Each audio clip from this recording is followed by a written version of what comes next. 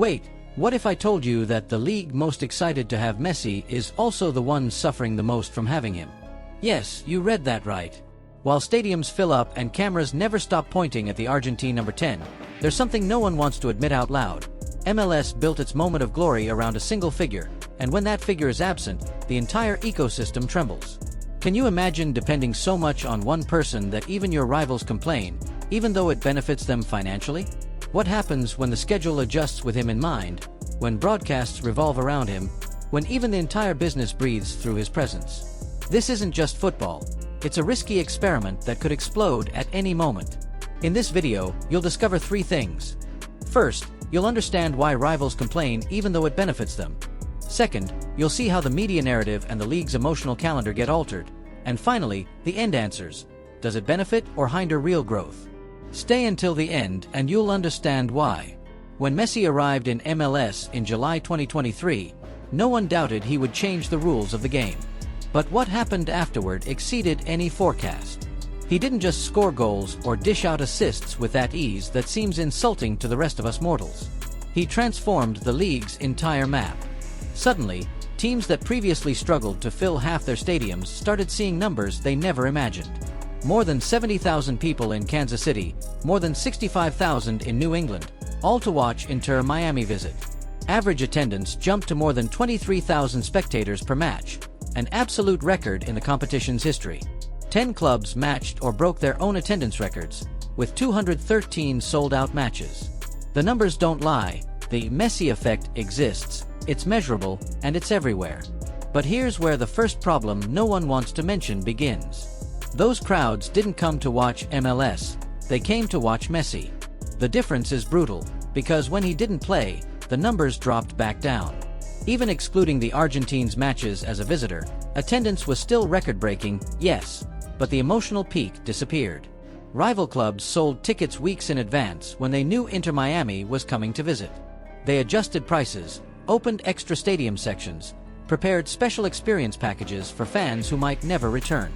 Everything revolved around a single name. And when that name was missing due to injury, rest, or simple rotation, the blow was felt at the box office, in Apple TV audiences, and in conversations among fans who bought their tickets expecting to see him. The Apple TV platform bet big on this. They signed an exclusive deal with MLS and launched MLS Season Pass, turning every match into paid content accessible from more than 100 countries. Messi himself promoted offers for 1 free month, giving massive access to millions of followers who wanted to follow his American adventure. The move seemed brilliant. Eliminate geographical barriers, professionalize coverage, sell subscriptions with the biggest draw on the planet. But that strategy has a hidden price. When your entire product sells under the face of one star, what happens the day that star isn't available? Subscriptions rise when he plays, but what no one saw was how the entire model became fragile, dependent on the health of a 38-year-old man who can no longer play every 3 days without breaking down. During the 2025 season, Messi recorded 29 goals and 19 assists in just 28 regular season matches. 48 goal contributions, an absolute record for any Inter Miami player in MLS. He won the Golden Boot as top scorer and was crowned MVP for the 2nd consecutive year, becoming the only player in league history to win that award in consecutive seasons. He led in both goals and assists, something not seen since 2015. The numbers are from another planet, literally. But those numbers hide an uncomfortable reality. He played only 28 of 44 possible matches in the regular season. He was absent in more than a third of the games. And every time he was missing, the league's narrative lost its shine, rivals lost revenue, and Inter Miami lost its main weapon. In mid-2025 season, a scandal erupted that no one expected. MLS organized its traditional All-Star game, the Stars match that brings together the league's best players to face a European rival or from another confederation. Messi was one of the most voted to participate, but Inter Miami decided he wouldn't play. The reason was sporting and medical.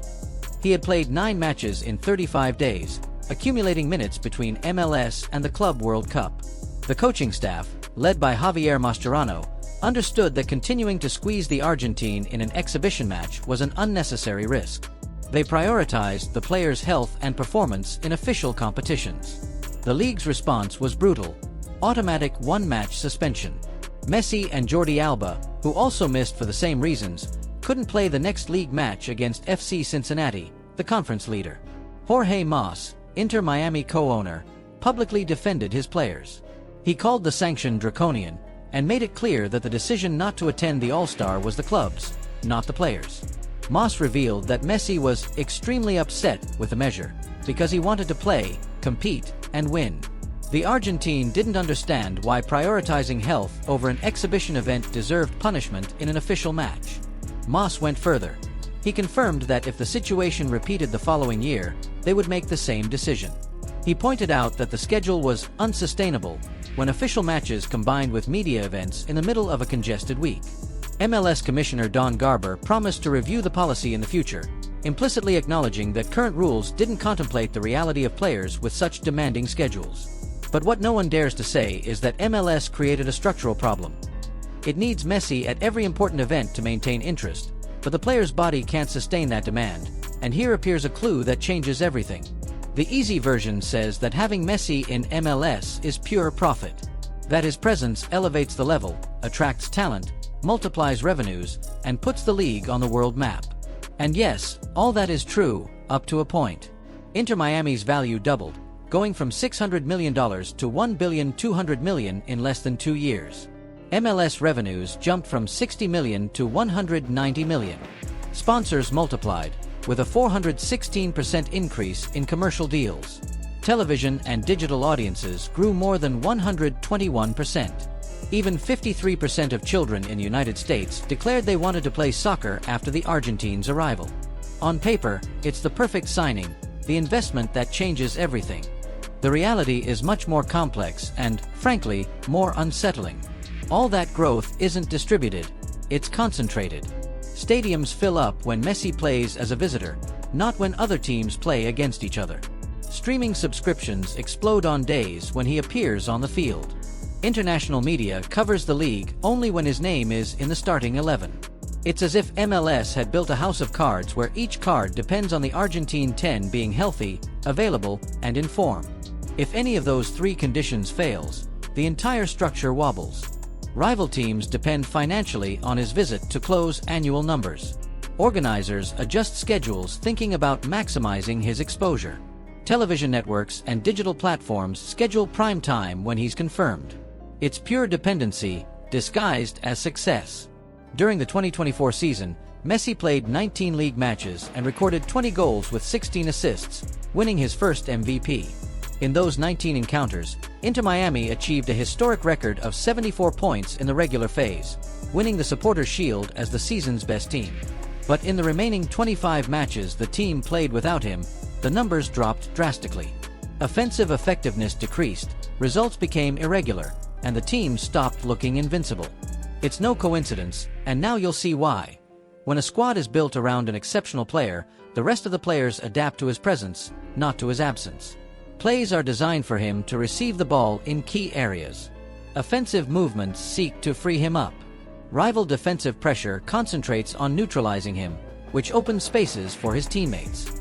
Everything works because he's there. When he's not, the system collapses because no one else can replicate that ability to alter matches with a single gesture. If you step back and look at the complete picture, you start to notice worrying cracks. MLS designed its recent growth by betting on international figures, but none had Messi's impact.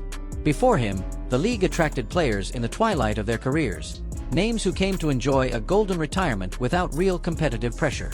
Messi changed that narrative. He came to win, to compete, to prove he was still in the elite. His hunger and his level forced the league to raise standards, improve infrastructure, take seriously the ambition to compete with the world's major leagues. But that quality leap wasn't organic. It was forced by the presence of a sporting extraterrestrial. And when that extraterrestrial leaves, what remains? A league that learned to sustain itself, or a structure that will discover too late it can't maintain itself without its main pillar. The 2025 calendar reflected that dependency brutally. Inter Miami had to face MLS, the League's Cup, the CONCACAF Champions Cup, and the Club World Cup in mid-season. 4 simultaneous competitions, with matches every 3 or 4 days for entire weeks. Messi played against Al Ahly, against Porto, against Palmeiras in the Club World Cup, then immediately returned to the league to face local rivals without rest. 9 matches in 35 days, as we mentioned before. His body, at 38 years old, isn't designed for that pace. No body is, really.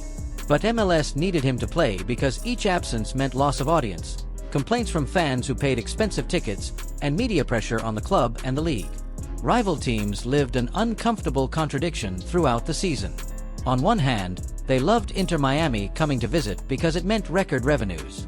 On the other hand, they hated facing Messi because it was almost impossible to beat him when he was plugged in. That duality generated a strange atmosphere. No one openly complained about Messi dependency because everyone benefited financially, but privately, in locker room conversations and board meetings, frustration grew. How do you build a competitive and balanced league when one franchise has the planet's best player and everyone else plays to be secondary in his narrative? The honest answer is you can't. Either you sacrifice competitive balance in favor of spectacle and business, or you give up having a megastar who eclipses everything.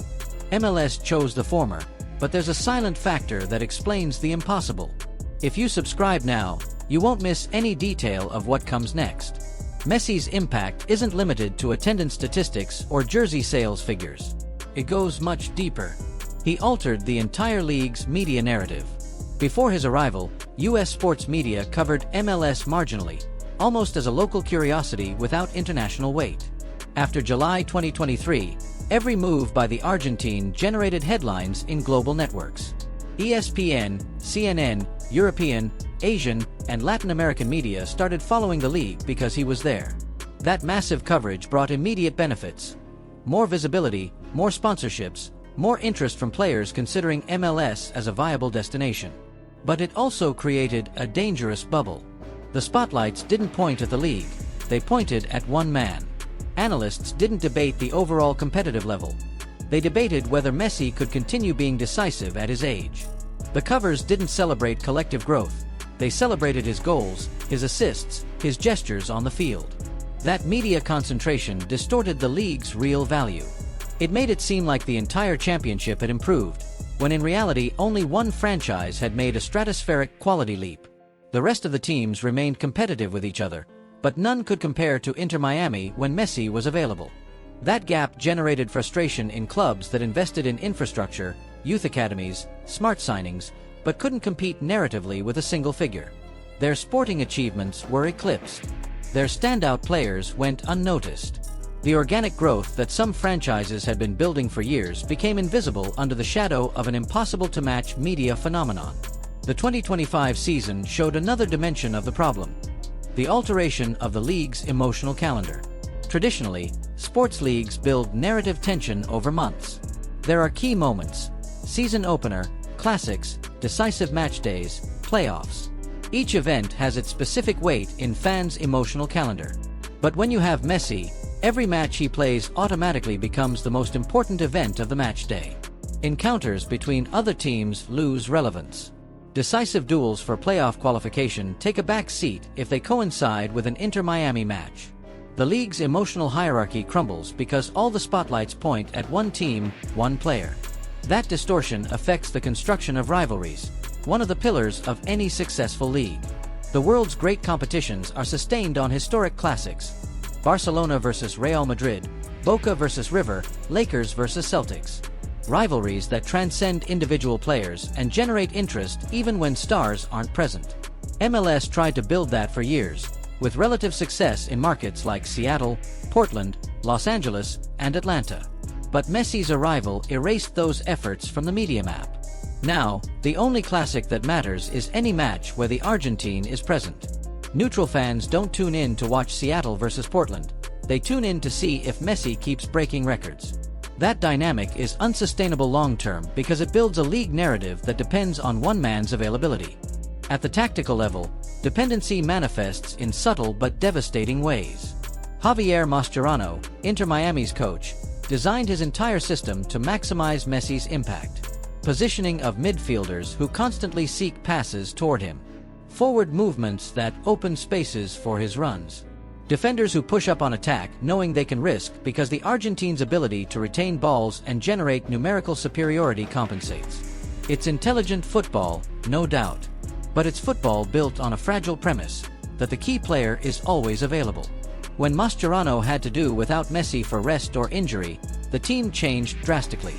The same movements that worked with him proved ineffective without his presence. Teammates who shined alongside him seemed like common players when it was their turn to be protagonists. During the 9 consecutive matches he played in just over a month, Messi showed evident signs of physical wear. He played semi-injured in the match against Porto, something Mascherano himself acknowledged with concern.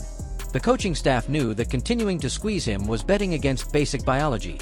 A nearly 40-year-old footballer doesn't recover the same as a 25-year-old, no matter how much talent he has. That's where MLS dependency becomes an ethical problem, not just strategic. The league needs him to play to sustain numbers, but demanding that constant availability puts his health at risk. And when you prioritize the player's health, as Inter Miami did by not taking him to the All-Star game, the league punishes you with an official suspension. It's a vicious circle where everyone loses. The player wears out, the club gets frustrated, rivals depend on revenues they don't control, and the league builds an unsustainable model. Attendance figures reveal another uncomfortable truth. During the 2024 season, MLS average attendance reached 23,000 people per match, an absolute record. But when you break down those numbers, you discover that massive peaks occurred in matches where Inter Miami played away. 72,000 in Kansas City, 65,000 in New England, numbers those stadiums hadn't seen in years. Some teams took advantage of Messi's visit to play in larger stadiums than usual, maximizing box office revenues in a single event. Strategically, it makes sense. If you're going to have one annual opportunity to fill a huge stadium, why not take advantage of it? But that strategy confirms the dependency. Those clubs aren't building loyal fan bases. They're selling tickets to sports tourists who come once, watch the Argentine genius, and then disappear. Even excluding Inter Miami matches, MLS average attendance in 2024 was still record-breaking, that's true. But the growth was marginal compared to the jump that occurred when Messi was on the field. That difference reveals that the Messi effect isn't elevating the entire league evenly. It's creating isolated peaks that distort overall statistics.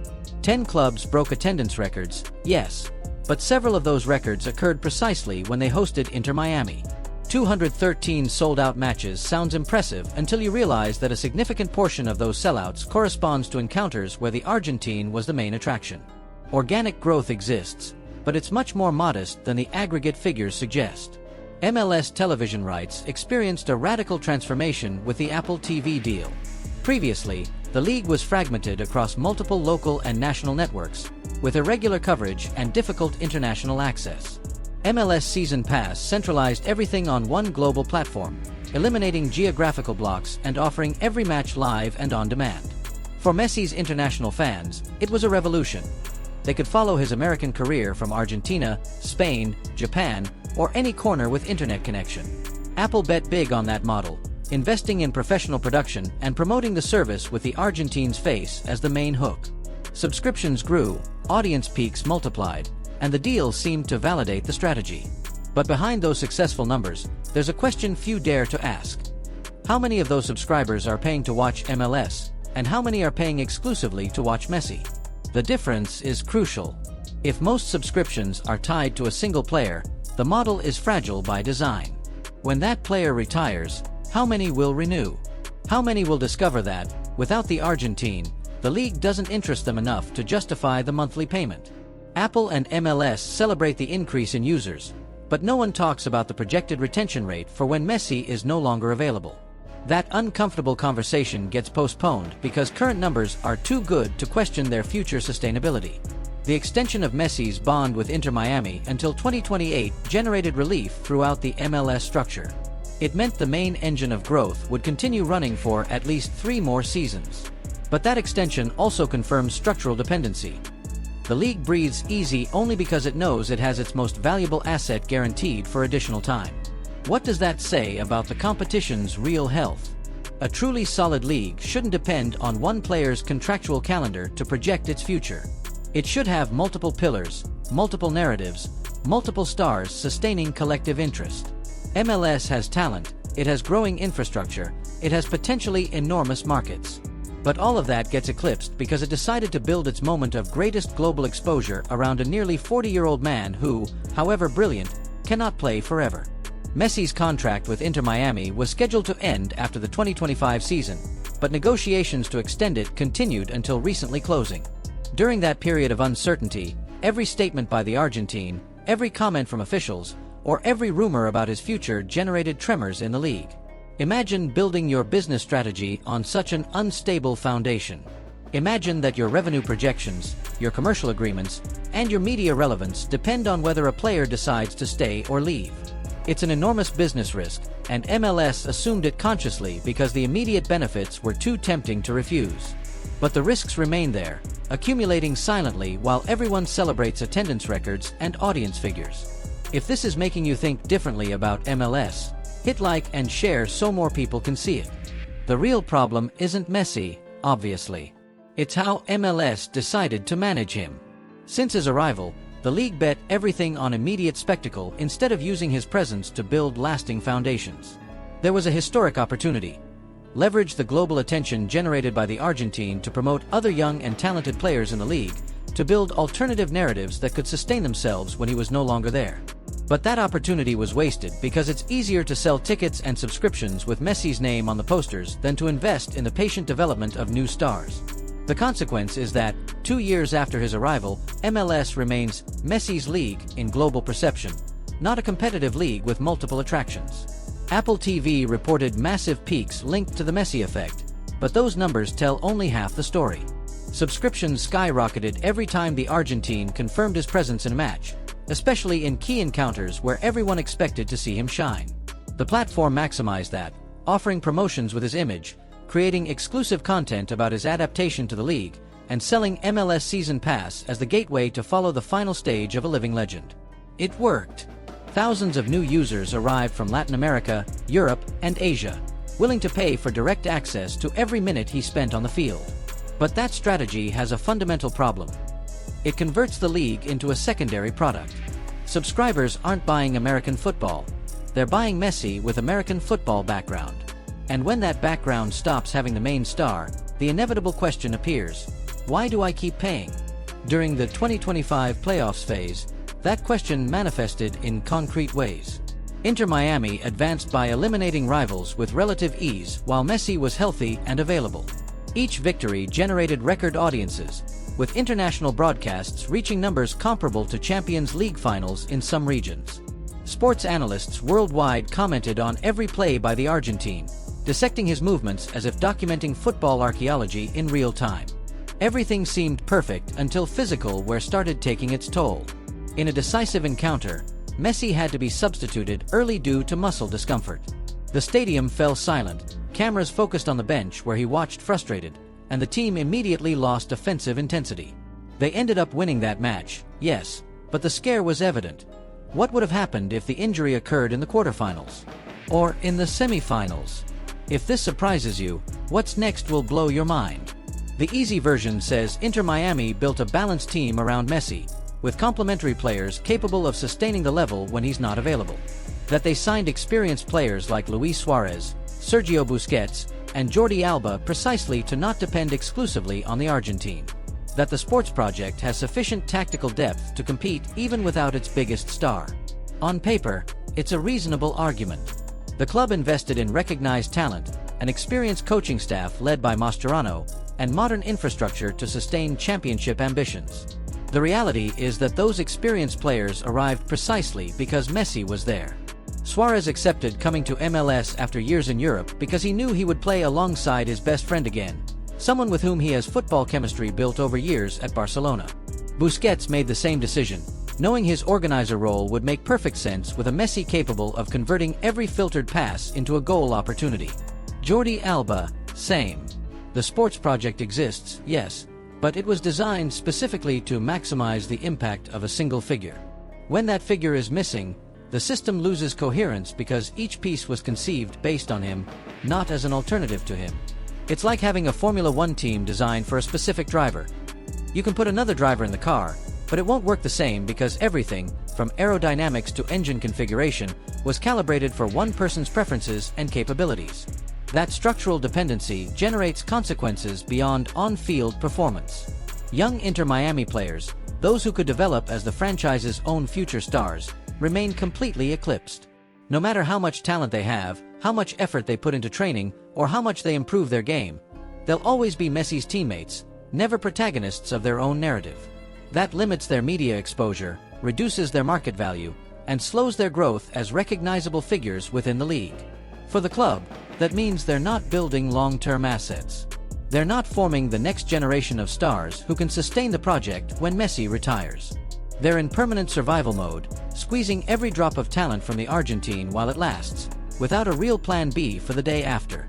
Eastern Conference teams lived a particular experience during 2025. They knew Inter Miami was the absolute favorite due to Messi's presence, but they also knew any stumble by the Argentine could open a window of opportunity. That dynamic created a strange competition. No one really believed they could beat Inter Miami with Messi at his best level, so the collective strategy became waiting for his absence or where. It's a defeatist mentality that contaminates the entire conference. Instead of raising the level to compete equally, several teams adjusted expectations downward, settling for fighting for second place and hoping that human biology would do the work they couldn't do tactically. That's not healthy competition. It's resignation dressed as realism. If this is opening your eyes, subscribe because what comes next is even stronger. Messi's contract with Inter Miami, now extended until 2028, includes clauses reflecting the complexity of managing a figure of his magnitude. The club must balance between maximizing his sporting performance and protecting his health so he can fulfill commitments beyond football. That means there are matches where, although he's technically available, the decision to play or rest depends on variables beyond sports. Future commercial events, commitments with the Argentine national team, availability for global brand activations. Fans who bought tickets expecting to see him play know nothing about those variables. They only know they paid, traveled to the stadium, and sometimes discover he's not in the starting 11 without clear explanation. That accumulated frustration eventually takes its toll on the league's public perception, generating distrust and resentment that no public relations campaign can completely erase. The pressure on Mascherano as coach reached absurd levels during the season. Every time he decided to rotate Messi, give preventive rest, or substitute him early, criticism poured from all angles. Media questioned whether he was wasting the opportunity to win with the Argentine's best version. Local fans demanded to see him play every available minute because they paid their season tickets precisely for that. Club executives watched audience figures drop when he didn't play and asked if so much care was really necessary. Mascherano, who has known Messi for decades from sharing locker rooms with him in the national team and Barcelona, understood better than anyone the physical limits of a nearly 40-year-old player. He knew each extra match could mean weeks of injury. He knew the human body doesn't forgive when you demand beyond its recovery capacity. But that knowledge put him in permanent conflict with the economic and media expectations surrounding Inter Miami. How do you coach a team when your most important decision each week isn't tactical but medical? So that would be it, right? Wrong. Because what really defines Messi's impact on MLS isn't the numbers we already know, but the shadow he projects toward the future. The league has grown, yes, but that growth is built on foundations that will disappear when he retires. Think about this. How many of the fans who started following MLS because of Messi will keep watching afterward? How many of those full stadiums in Kansas City or New England will repeat those figures when Inter Miami comes to visit without their star? The likely answer is uncomfortable. A significant portion of that growth will disappear because it was never real league growth. It was temporary sports tourism around a unique phenomenon. Young MLS talents face a particular dilemma in this context. They play in a league that now has global visibility thanks to Messi, which should be an enormous advantage for their careers. But that visibility is completely monopolized by a single figure, meaning that although millions of eyes watch MLS, very few notice them. European scouts tune into matches to see the Argentine, not to discover the next American or Latin American promise. Sports media headlines highlight what Messi did, not what the 20-year-old winger who scored 2 goals in the same match did. It's a wasted opportunity on a massive scale. MLS has interesting emerging talent, players who could make the jump to Europe if they had adequate exposure, but all are reduced to extras in someone else's movie. The cascade effect of Messi dependency even reached the league's youth categories. Thousands of children in the United States started playing soccer inspired by the Argentine, which in theory is fantastic for the sports development in the country.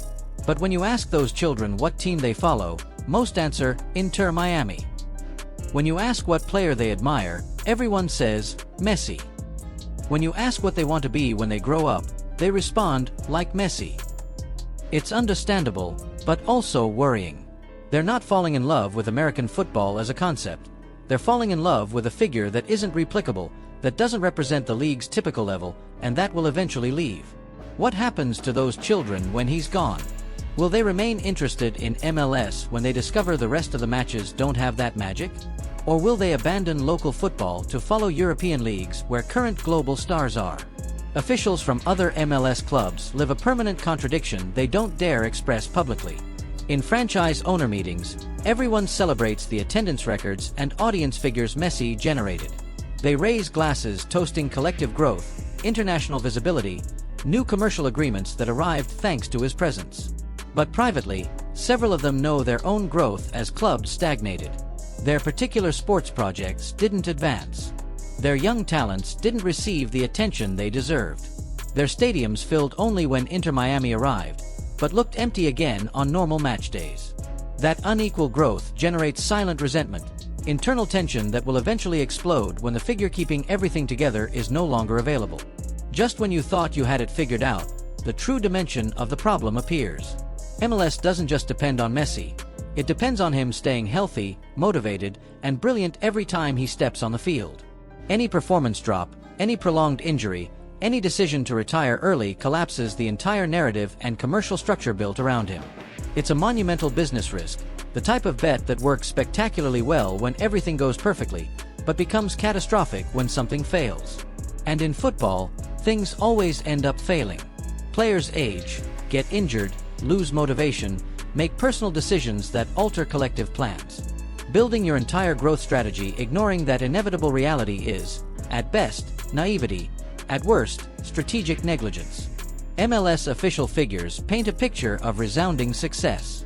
Attendance records, audience records, social media growth records, commercial agreement records. But if you analyze those numbers honestly, you discover almost all have an invisible asterisk, achieved thanks to Lionel Messi's presence. Remove that factor and the numbers change drastically. Average attendance drops. International audiences shrink. Commercial agreements lose shine. What remains is a league that improved moderately in infrastructure and organization, but still can't compete narratively with major European or South American leagues when it comes to capturing sustained global attention. That's the difference between real growth and borrowed growth. One sustains itself, the other collapses when the loan runs out. During the final weeks of the regular season, several sports analysts started asking uncomfortable questions on specialized programs. What will happen when Messi retires? Can MLS sustain this level of attention without him?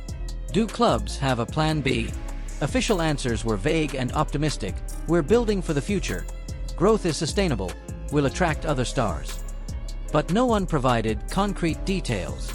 No one explained how you'll replicate the impact of someone who is, objectively, irreplaceable. You can't simply sign another superstar and expect the same result, because the context that made Messi's arrival special can't be recreated. He arrived at a unique moment in his career, after winning the World Cup, with competitive hunger intact, to a league desperately needing a qualitative leap. That combination of factors won't happen again. Now yes, the final missing piece. MLS is building its own monster without realizing it, or worse, realizing it but choosing to ignore it for immediate profits. Each attendance record, each record audience figure, each international headline makes the dependency deeper. The league got used to that level of attention. Clubs adjusted budgets expecting to maintain those revenues. Sponsors signed contracts projecting continuous growth. The entire financial and media ecosystem of MLS recalibrated, assuming the Messi effect is the new normal. But it's not. It's a temporary peak, an exceptional moment with a clear expiration date. When that date arrives, the adjustment will be brutal. Stadiums will return to their previous averages, international audiences will drop drastically, commercial agreements will be renegotiated downward, and the league will discover it grew on quicksand. The real problem isn't having signed Messi. That was, objectively, a brilliant move that delivered immediate results. The problem is having let all the league's growth revolve exclusively around him, without building parallel narratives, without developing other stars, without creating structures that could sustain themselves independently. MLS had 2 years to use the attention generated by the Argentine as a platform to promote everything else. Emerging young talents, renewed historic rivalries, innovative sports projects from other clubs. Instead, they doubled down on a single card, maximizing short-term profits while mortgaging the future. Now they're trapped in a dependency they can't exit without suffering massive losses, because any attempt to diversify the narrative would mean reducing Messi's exposure, which would immediately hit current numbers. Fans who bought annual subscriptions specifically to follow the Argentine are already doing mental calculations about renewal. How much longer will he play? Is it worth paying another full year if he's only available for half the matches? What happens if he gets injured in preseason and misses half the season? Those questions multiply in forums, social media, and international fan conversations. Apple TV and MLS know it, although publicly they continue celebrating subscription numbers. Internally, analysis teams are projecting post-Messi decline scenarios, calculating how many users they'll lose and how long it will take the league to recover those engagement levels without him. Those reports don't get published, obviously, but they exist, and the figures they contain are probably alarming. MLS is creating its own monster in real time, a business model where everything becomes Messi dependent, where every strategic decision, every marketing investment, every growth projection assumes he'll continue being the main engine. And the day that engine stops, the entire system will face a brutal reality. Without him, the league returns to what it was before, a regional competition with global ambitions, but without the magnetism necessary to capture sustained international attention. The massive subscription peaks Apple TV reported are tied to a single person. When that person is gone, those peaks become valleys. And no one seems to have a real plan to avoid that fall, just vague hopes that another star will emerge or organic growth will continue. Hope isn't strategy. And what MLS needs right now, urgently, is an exit strategy from the dependency they themselves created. So, does it benefit or hinder the league's real growth? The honest answer is both simultaneously. It benefits in the immediate present with records they never imagined reaching. But it hinders real long-term growth because it builds unsustainable structures, generates impossible expectations to maintain, and prevents organic development of their own narratives that can survive without a superstar. MLS bet everything on a moment of glory, to shine intensely for a few years while Messi is available. They won that moment, without doubt. But when the shine fades, they'll discover the true cost of having bet everything on a single figure. And by then, it will be too late to correct course. If you haven't subscribed yet, this is the moment. Because what just started with Messi is only the beginning of a much bigger story.